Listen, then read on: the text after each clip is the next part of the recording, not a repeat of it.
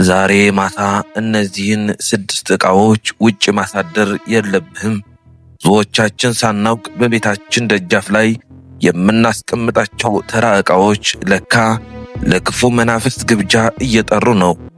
አያቶቻችን መጥረጊያ ውጭ አያድርም ሲሉን ዝም ብለው አልነበረም። ከዚህ ማስጠንቀቂያ ጀርባ ያለው አስፈሪ መንፈሳዊ ምስጢር ዛሬ እነግራችኋለሁ። ከሌሊቱ 6 ሰዓት እስከ 10 ሰዓት በምሽት ጨለማ በስጋዊና በመንፈሳዊ ዓለም መካከል ያለው ልዩነት የሚጠብበት መናፍስት የክፋት ኃይላት ወደዚህ ዓለም ለመግባት የሚመች ሁኔታ የሚያገኙበት፣ ጠንቋዮች፣ መተተኞች፣ አስማተኞች የክፋት ስራቸው ለመስራት የሚጠቀሙበት ሰዓት ነው። ብዙ ሰዎች ከቤታቸው ውጪ በማወቅም ይሁን ባለማወቅ በዚህ ሰዓት የምንረታቸው የምናሳድራቸው አንዳንድ ዕቃዎች የመንፈሳዊ ጥቃት፣ ለመተትና ድግምት ለማጋለጥ መጥፎ ዕድል፣ በሽታ፣ ድህነት እንደሚያመጡብን ውጪ በሚያድሩ ዕቃዎች ምክንያት ብዙ ነገር እንደሚሆንብን እናውቃለን። በዚህ ቪዲዮ ከመተኛታችሁ በፊት ቤታችሁ ማስገባት ያለባችሁ በፍጹም ውጪ ማሳደር የሌለብህ ያንተን መንፈሳዊ ኢነርጂ አሻራ፣ ላብ፣ ወዝ የያዙ ለመንፈሳዊ ጥቃት፣ ለመተትና ድግምት የሚያጋልጡ 6 ዕቃዎችን እዘረዝራለሁ። ተከታተሉን። አንደኛ፣ ልብስ ውጭ ማሳደር። ብዙ ሰዎች ልብስ ካጡ በኋላ ውጪ እንዲደርቅላቸው አስተው ያሳድሩታል። ይሄ ምንም ችግር ያለበት አይመስለንም፣ ግን እንደምንኖርበት ሁኔታና እንደ አካባቢ ሁኔታ የሚታይ ነው። ለብቻ ግቢ ውስጥ የምትኖር ከሆነ ብዙም ላያሰጋ ይችላል። ግን አብዛኞቻችን በጋራ መኖሪያ ቤቶች፣ በሰፈር፣ በጉርብትና የምንኖር ስለሆነ አስቸጋሪ ያደርገዋል። በተመሳሳይ ልብስ ውጪ ሲያድር በተለይ የውስጥ ልብሶች፣ ካኔቴራ፣ ፓካውቶች፣ ኮፍያ፣ ካልሲ፣ የልጆች ልብስ አደገኛ ነው። ልክ ሲመሽ ወይም ለመተኛት ስታስብ ልብስህ ማስገባት ግድ ይልሃል።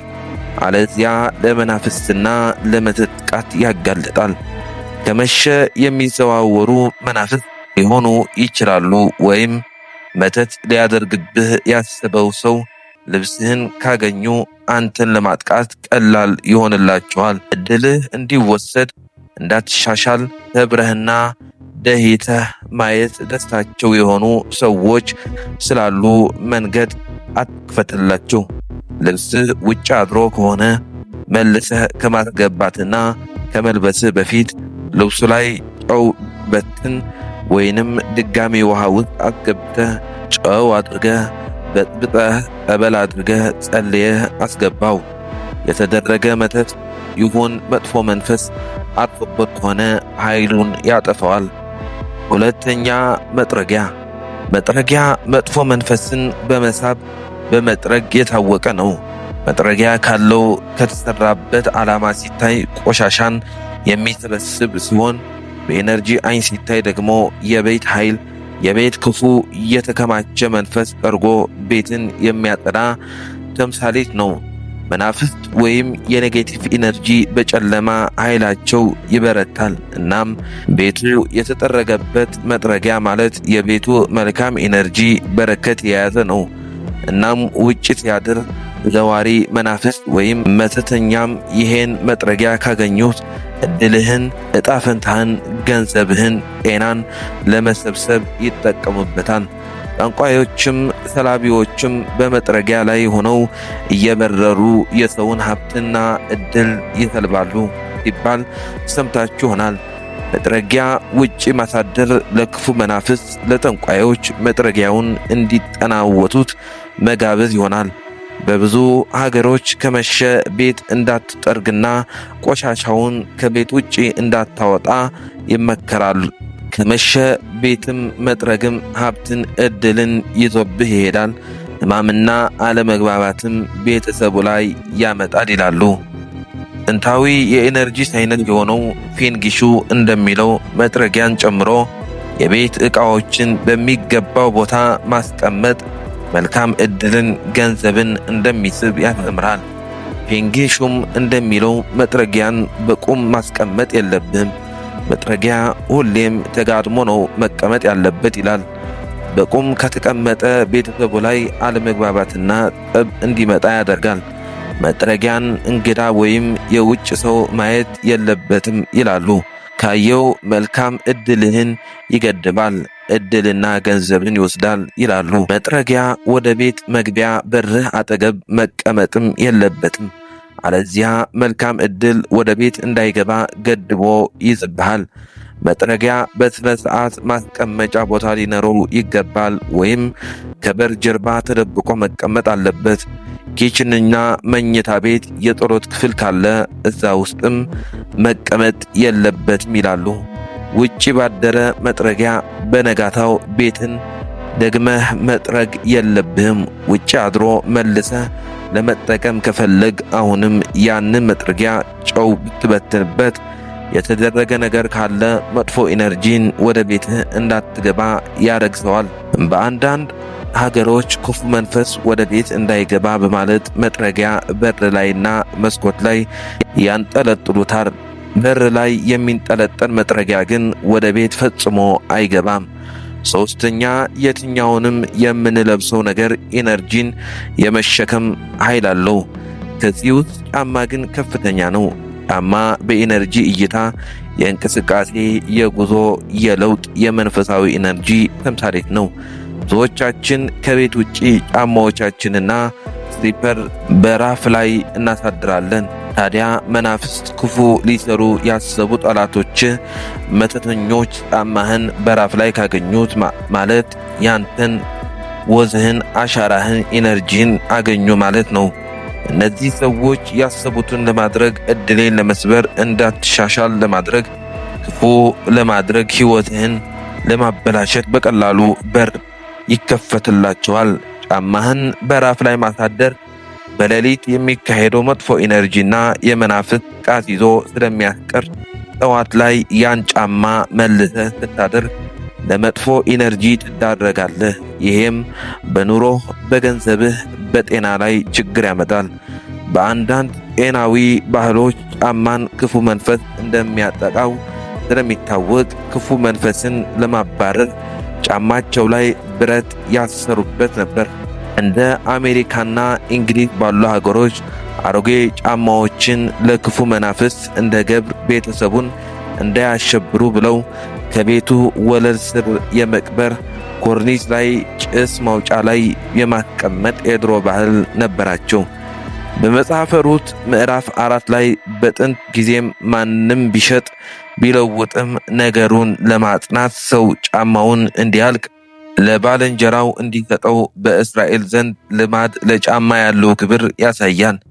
ለዚህ ጫማህን በፍጹም ውጭ ማሳደር የለብህም። ውጪ በአጋጣሚ ረስተው ከሆነ ወደ ቤት ከማስገባትህ በፊት አንተን ለማጥቃት መተት አድርጎበት ከሆነ ጨው እንደሚታወቀው ክፉ ኢነርጂ ያለው ኃይል ስለሚያመክነው ጨው ጫማ ውስጥ ከመነስነስህ ወይም ጸልየህና ባርከህ ማድረግ ይገባል። ጥንታዊ የሆነ የኢነርጂ የባላንስና የአርቴክስ ጥበብ ባስቶ ሻራ እንደሚለው ጫማ ቤት ውስጥ ቢሆን በተቻለ መጠን የጫማ ማስቀመጫ ሸልፍ ይሁን። ሌላ ማስቀመጫ ውስጥ መቀመጥና ሸልፍ መዘጋት አለበት ይላሉ። መዘጋቱ ከጫማው የሚወጣው ኔጌቲቭ ኢነርጂ ወደ ቤቱ እንዳይሰራጭ ስለሚያደርገው ነው።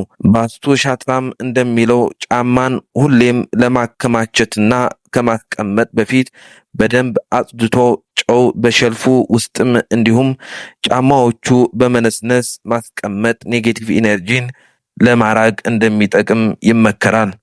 አራተኛ፣ የምንተኛባቸው ነገሮች አንሶላ፣ ትራስ፣ ፍራሽ፣ ብርድ ልብስ፣ አልጋም ቢሆን ከቤት ውጭ ማሳደር። አንሶላ፣ ትራስ፣ ፍራሽ፣ ብርድ ልብስ ከሰውነታችን ጋር በጣም ንክኪ ያላቸው ኢነርጂያችንን፣ ልባችንን፣ ወዛችንን ይዘው የሚያስቀሩ አብዛኛቸውን የህይወታችንን ጊዜ የምናሳልፍባቸው እንደመሆናቸው ከጨለመ በኋላ ውጪ ማቆየት ለክፉ መንፈስ እንዲጋለጡ ያደርጋል።